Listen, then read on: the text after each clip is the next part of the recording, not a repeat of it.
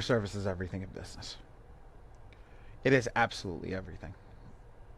Because getting on a level with the customer, even though it may not be the right level, okay? Getting on a level with the customer that you understand what it is helps them. I don't believe in the antigen of give the customer the pickle. I don't believe in that. If they're wrong, they're wrong. But you cannot make them wrong and make them feel like crap. You make them wrong and come up with a solution for the problem. So, customer retention is done by people who sit down, have a conversation with that person, and smile while they're talking. So this is a part of customer service.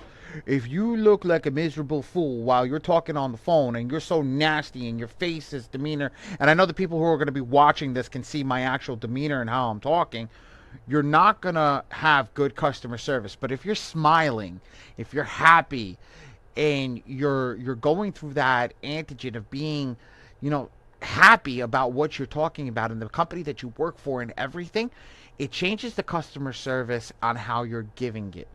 You're happy to deal with the person, even if they're nasty to you. You're happy to deal with the person. You're happy to get their problem solved. You're happy to get them to that next level. Where some people are just nasty, you don't want to deal with them.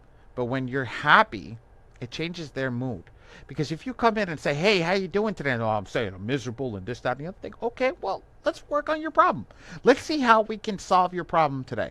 All of a sudden, it turns off the person who's negative and makes it a positive. Instantly, you change their attitude around. Once you change their attitude around, it makes them easier to work with. You may get off the phone and not give them what they want, but they felt good about speaking to you. And that's how you keep customers.